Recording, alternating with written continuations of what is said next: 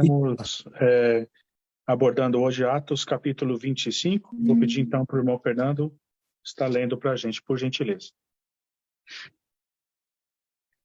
Ok, então, Atos 25. E assim nos diz: entretanto, pois Festo, na província, subiu dali a 3 dias de Cesareia a Jerusalém. E o sumo sacerdote e os principais dos judeus compareceram perante ele contra Paulo e lhe rogaram, pedindo como favor contra ele que o fizesse vir a Jerusalém, armando ciladas para o matarem no caminho. Mas Festo respondeu que Paulo estava guardado em Cesareia e que ele brevemente partiria para lá. Os que, pois, disse, dentre vós têm poder, desçam comigo, e se neste homem houver algum crime, acusem-no.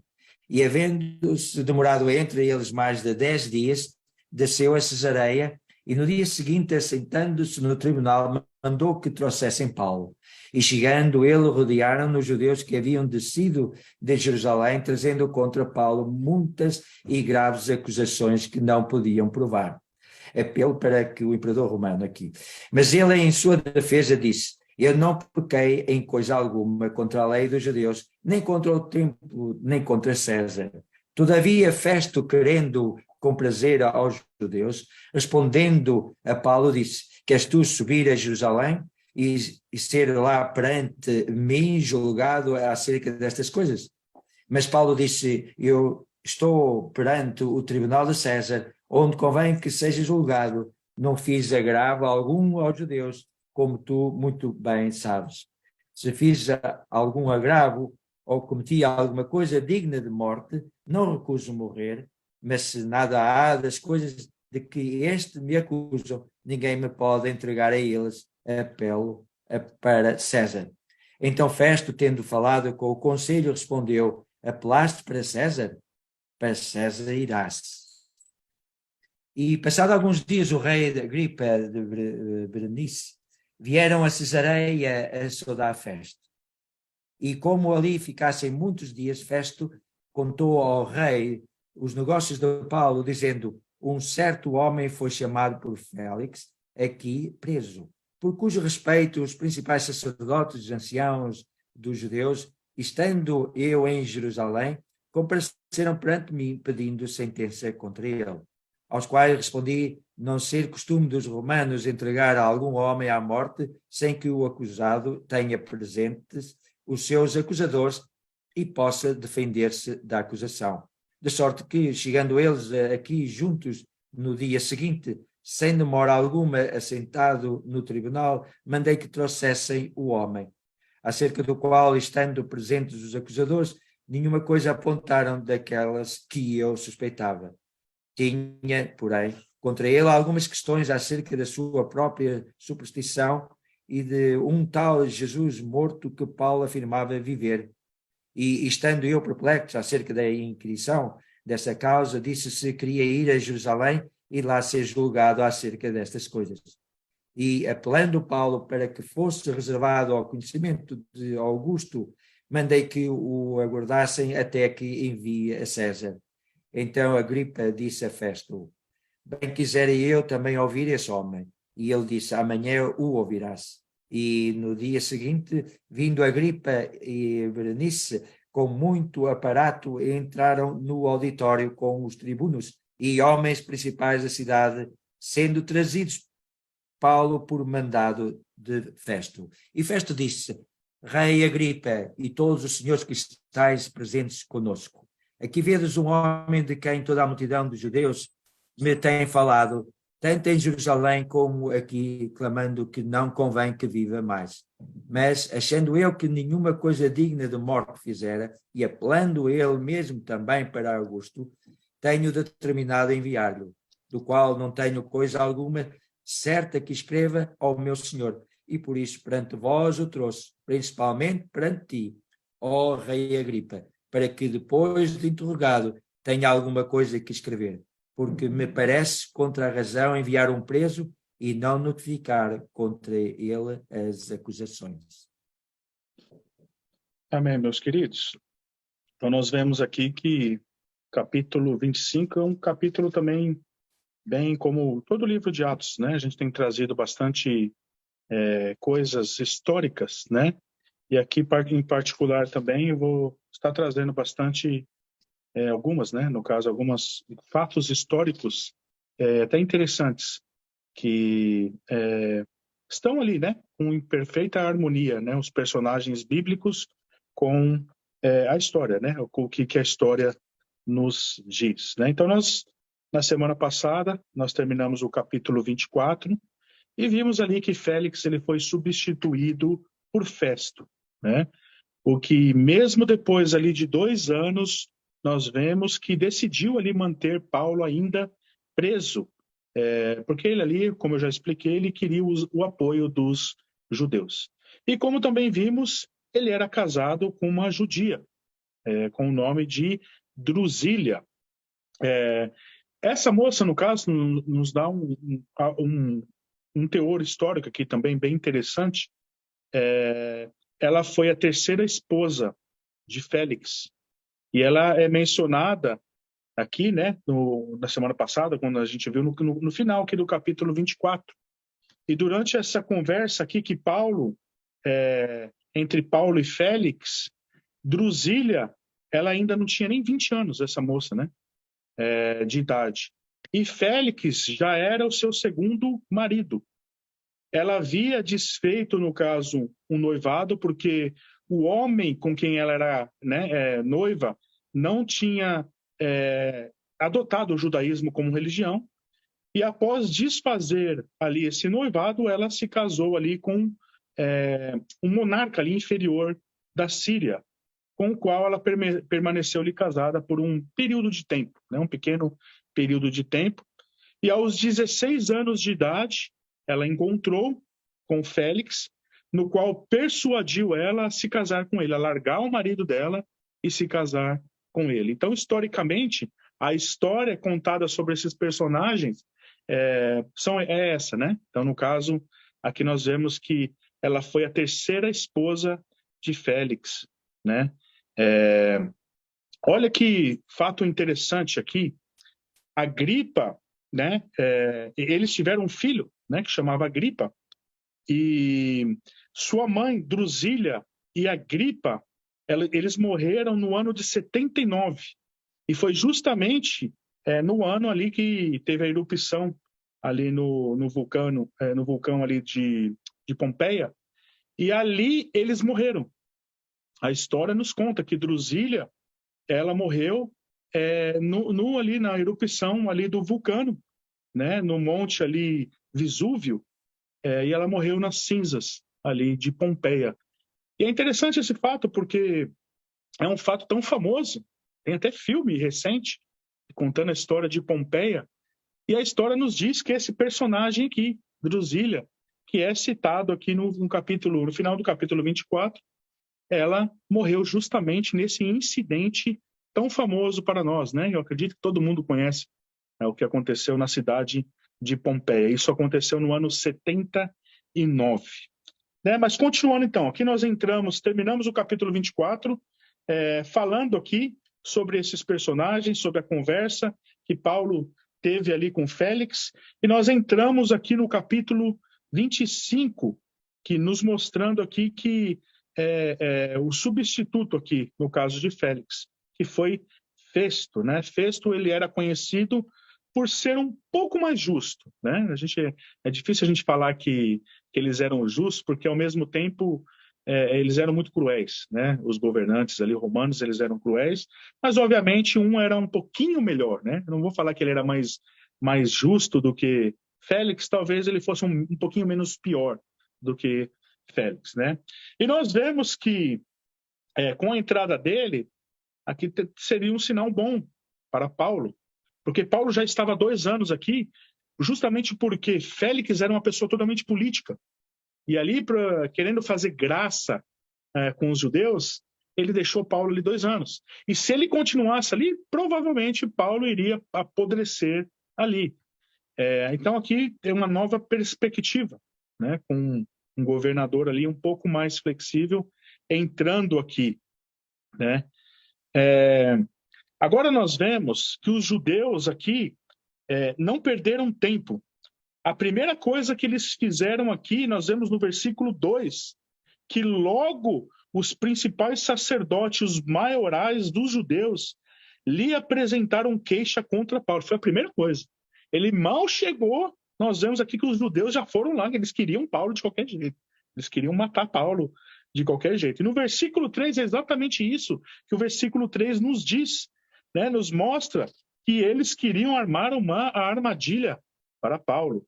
Né? Diz que Paulo que o mandasse vir a Jerusalém, armando ele cilada, para o matarem na estrada. Então, o objetivo dos judeus aqui nós vemos que era que ele fosse julgado em Jerusalém pelo próprio Festo, mas que eles matassem Paulo no caminho, eles indo ali para Jerusalém. Então, aqui era uma estratégia que os judeus tinham ali para querer matar o apóstolo Paulo. Mas nós vemos aqui que Festo ele não concordou. E ele disse que em breve ele estaria indo para lá e ele iria tratar do assunto, ele mesmo, assim que possível. E nós vemos aqui que eles proferiram, continuando o texto, as mesmas acusações.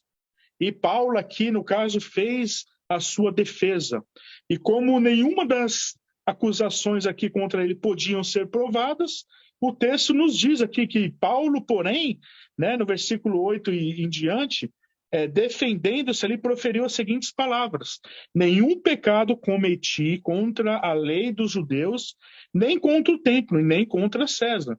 Então nós vemos ali que Festo, querendo assegurar também o apoio dos judeus, respondeu a Paulo: queres tu subir a Jerusalém e ser ali julgado por mim a respeito destas coisas? Então aqui você vê que ele foi político também.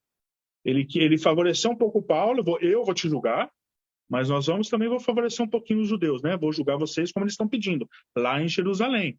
Mas Paulo sabia que se ele fosse, os judeus ali era uma armadilha, e os judeus iriam matar o apóstolo Paulo ali. Então nós vemos aqui, né, que ele, o apelo de Paulo a César, por esse motivo aqui nós vemos, né?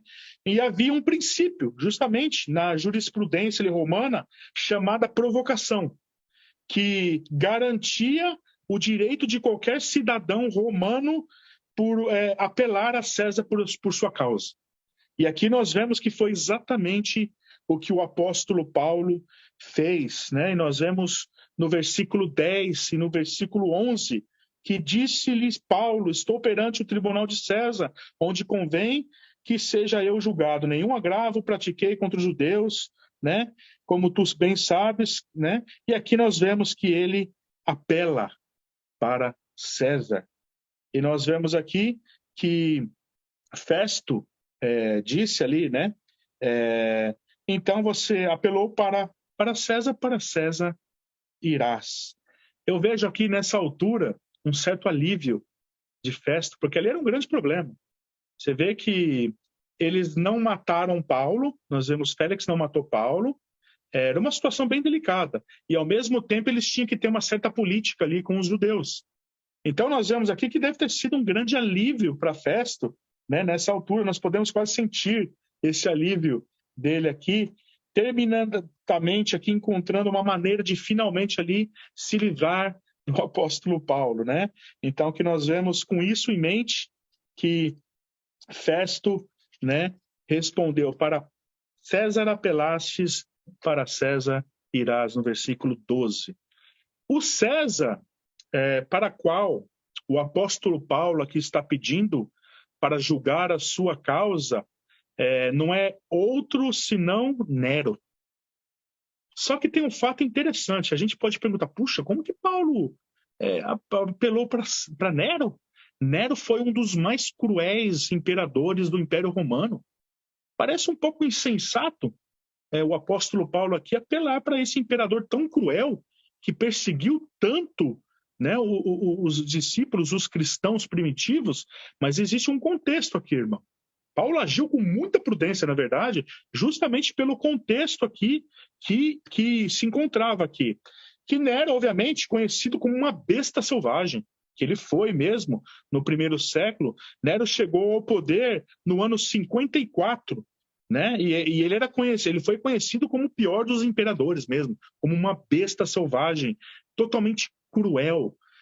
Nós vemos relatos, irmãos, tem um livro do John Fox que conta a história dos mártires e fala a forma como eles eram mortos ali naquela época. Era cruel demais, irmãos. Nero era uma pessoa totalmente doida, totalmente louca, né? Eles pegavam os cristãos, matavam animais e colocavam os cristãos dentro dos animais e costurava e deixava ali para outros animais comerem eles. Era coisas que nem o pior das pessoas pode imaginar em fazer.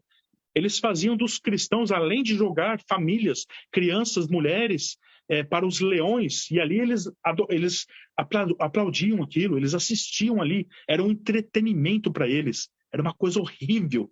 Eles faziam os cristãos tochas vivas, né? Os cristãos iluminavam a noite. Olha que absurdo, irmãos. Eles faziam dos cristãos tochas vivas.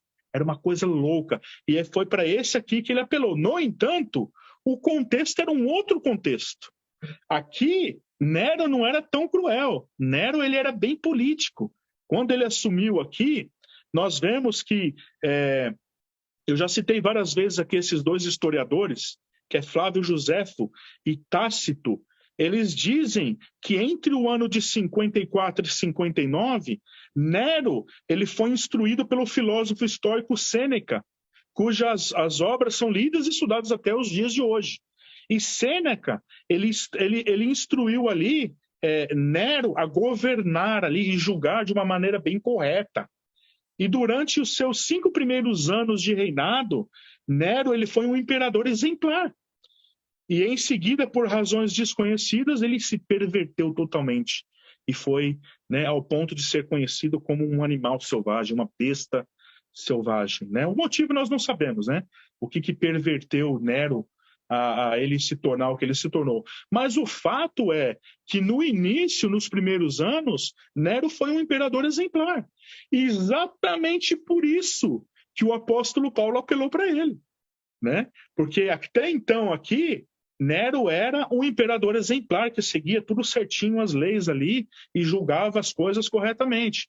Então Paulo não foi imprudente aqui quando ele apelou para Nero. Ele estava apelando para um Nero que até então não era aquele monstro que ele veio a ser depois de alguns anos, né? Então, nessa ocasião, a sua corrupção aqui de Nero não havia sido ainda manifestada, e desse modo nós vemos que o apóstolo Paulo tomou uma decisão muito inteligente, apelando a Nero para julgar a sua casa. E foi o mais correto mesmo, irmãos, porque se Paulo não fizesse isso, ele, ao caminho a Jerusalém, ele seria morto pelos judeus. Então foi o correto a se fazer. No entanto, pensando em todas essas coisas, eu não vejo que, claro que todos esses fatores influenciaram, mas eu vejo que o que mais influenciou, na verdade, não foram esses fatos todos, mas sim o propósito de Deus. Era o propósito de Deus. Era o propósito de Deus que Paulo fosse, né, para Roma. E o próprio Senhor disse para ele, tenha bom ânimo, porque importa que você testemunhe em Roma. Então Paulo sabia que esse era o propósito dele. E aqui ele teve a oportunidade de justamente cumprir o propósito que o Senhor tinha delegado a ele, para que ele fizesse, né?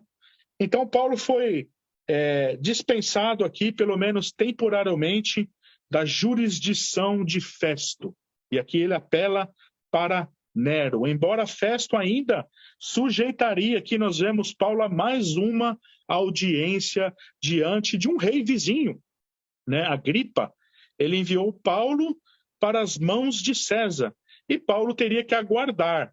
E nesse tempo, nós vemos que ele preparou para que Agripa fosse também ver Paulo. Aqui é bastante interessante que nós vemos aqui no versículo 19, quando Agripa e Berenice chegaram a Festo, contou o que estava acontecendo aqui. O versículo 19 diz: traziam contra ele algumas questões referentes à sua própria religião, e particularmente a certo morto, chamado Jesus, que Paulo afirma estar vivo. Eu achei interessante aqui, ele falando, são coisas da religião deles ali, que eu não entendo muito bem. E aí Paulo fala desse certo morto aí, esse Jesus que morreu, que Paulo afirma que ele está vivo ainda. É bem interessante essa perspectiva de uma pessoa que não compreende as coisas espirituais. E ele ali viu, o que é isso? Esse Paulo está falando desse tal de Jesus aí, que é um morto vivo. É um morto, mas que vive. Então é bem interessante aí a perspectiva pelo qual Lucas aqui nos passa, né, do entendimento aqui de Festo, né, do que estava acontecendo ali, né, bem interessante. Agora nós vemos aqui mais dois personagens, que são Agripa e Berenice. Aqui, Agripa, no caso, que era o rei judeu local, que é o Agripa II, e a sua esposa aqui, Berenice, que nós vemos, dois personagens também bastante importantes aqui, que eles vieram aqui, então, visitar Festo aqui, a fim de parabenizar ele, porque ele tinha acabado aqui, no caso, de ser recém-nomeado aqui governador romano. Então, aqui, eles vieram aqui para dar os parabéns a ele, né? Festo lhes disse aqui que estava mandando, então, o prisioneiro Paulo, um certo judeu romano, a Roma para um julgamento e uma audiência. Eles contaram tudo aqui que estava acontecendo, mas que ele não sabia o que dizer nos documentos. Obviamente, ele era um novo governador, não tinha muita experiência, e o que ele estava querendo aqui era justamente a ajuda dele para poder elaborar esses documentos, e muito acerca da religião. Eu acabei de ler aqui o versículo 19, e a gente vê que ele não entendia nada da religião, certas coisas da religião, um morto-vivo aí chamado Jesus, então ele não entendia nada. E ele queria a ajuda dele aqui, de Agripa, para elaborar os documentos para poder mandar para Roma, explicar direitinho acerca da religião, dos judeus, né? Então, nesse sentido aqui, ele queria que ele ensinasse ele, ajudasse ele acerca dos costumes judaicos, né? E para que ele pudesse esclarecer ali quem era o apóstolo Paulo, e qual que era o problema aqui que estava acontecendo com os judeus.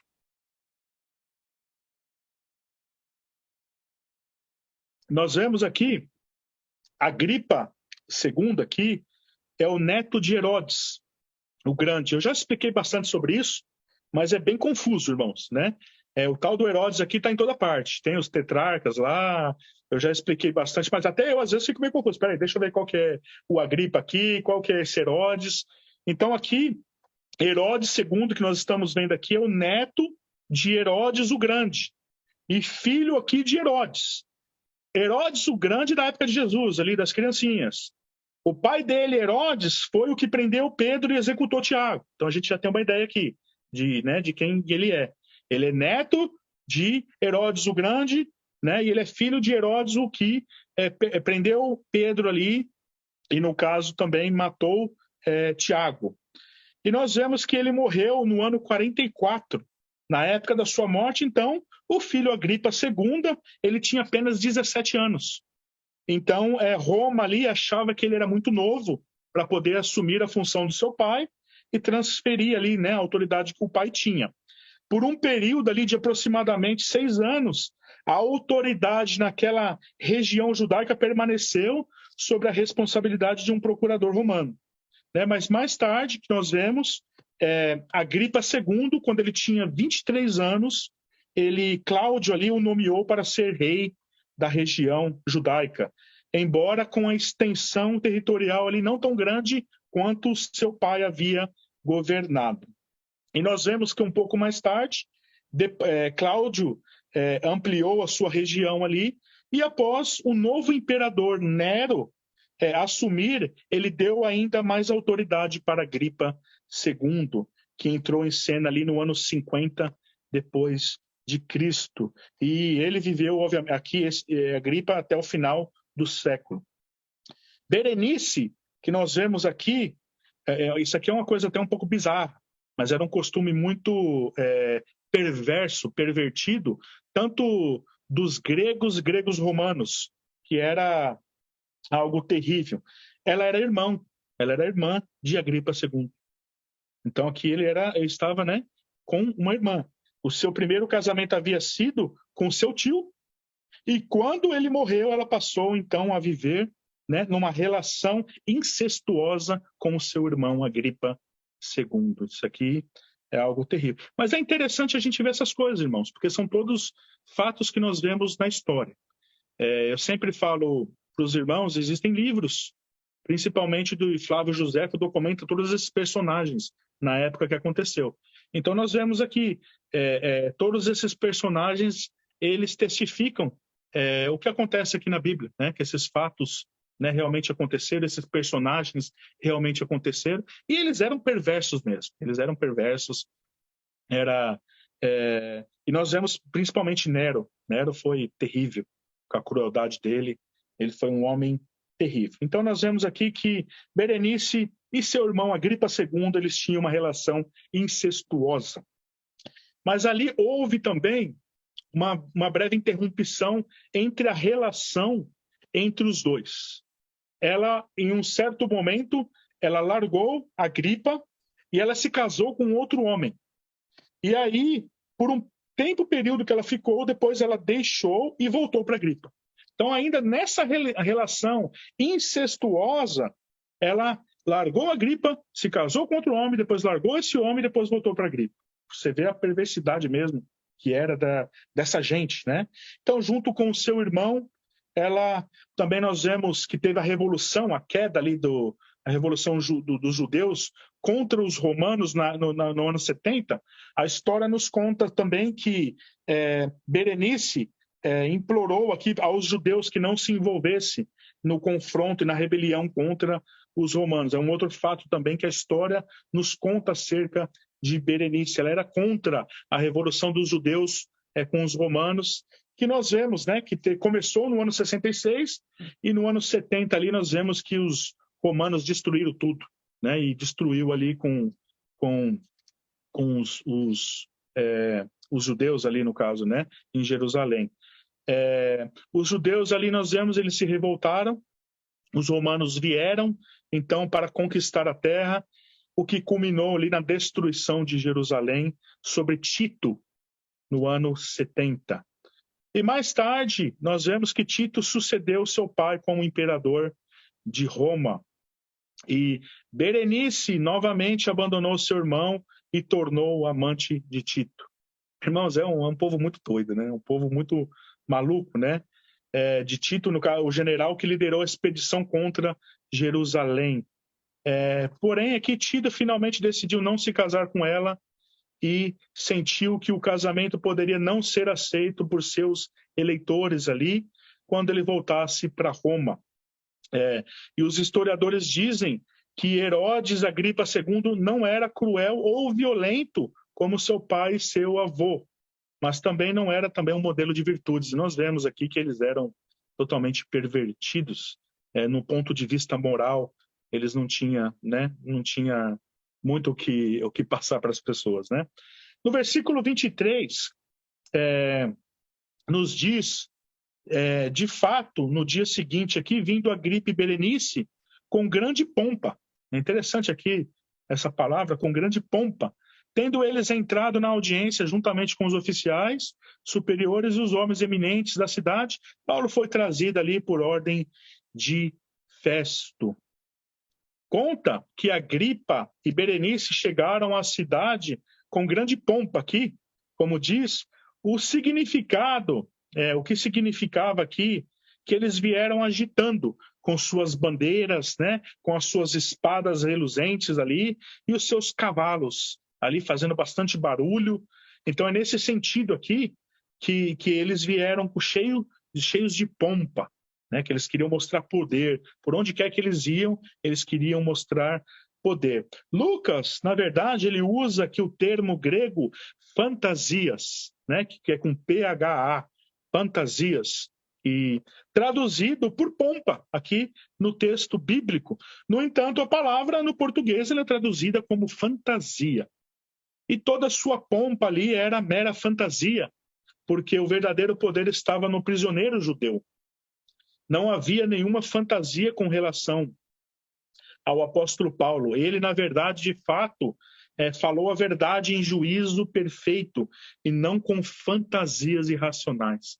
E é muito interessante, irmãos, esse é um fato que nós vemos que o cristão ele deve ser totalmente diferente das pessoas lá fora que são políticas e nos dias de hoje politicamente corretas.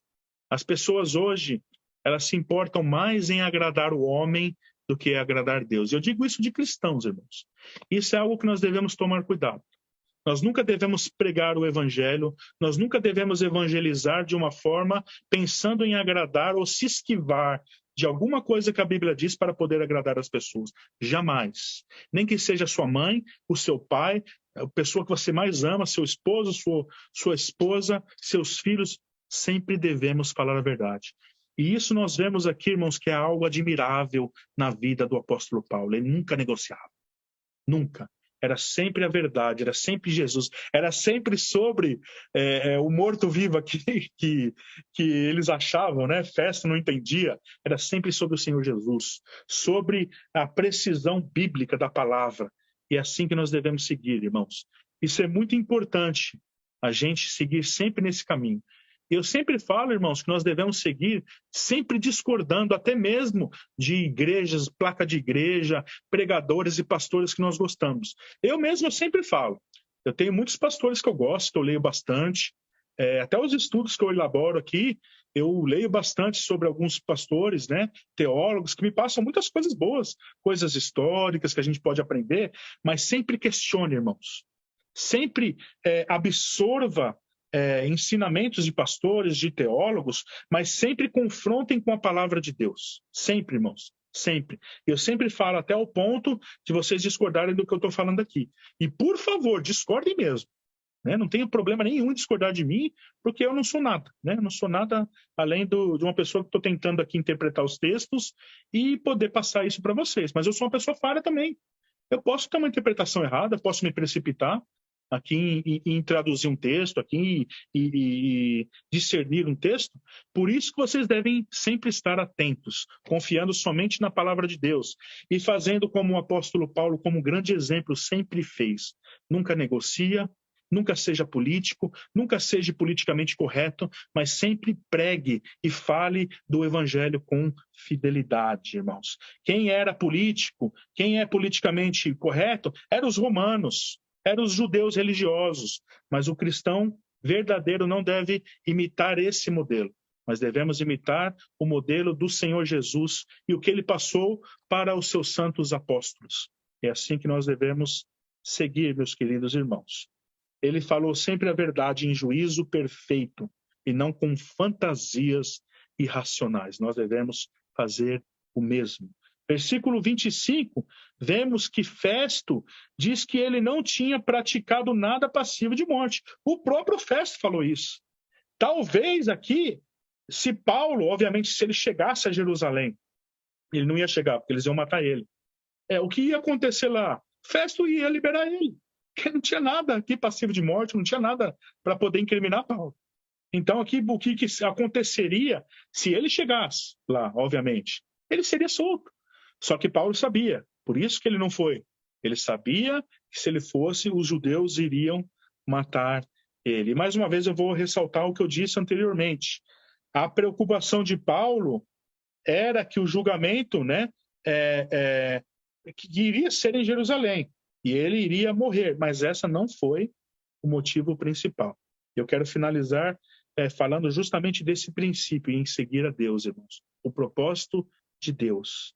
A causa principal do apóstolo Paulo ter apelado para César foi obediência. Foi obediência ao Senhor. Paulo, tenha bom ânimo, porque ainda importa que tu testemunhes de mim em Roma. Foi esse o motivo pelo qual ele foi e apelou para Roma. Porque ele era obediente, ele obedecia. O Senhor mandou, ele fazia. E o Senhor manda também, irmãos, que nós seguimos ele, que nós seguimos o seu santo evangelho, e nós devemos, como Paulo, também obedecer. Que o Senhor nos ajude, meus queridos irmãos, para que nós possamos ser obedientes também, como o apóstolo Paulo. Amém? Eu vou fazer uma oração, e aí depois a gente pode tá conversando e tirando as dúvidas. Vou pedir para o Charles também estar finalizando, então, o vídeo.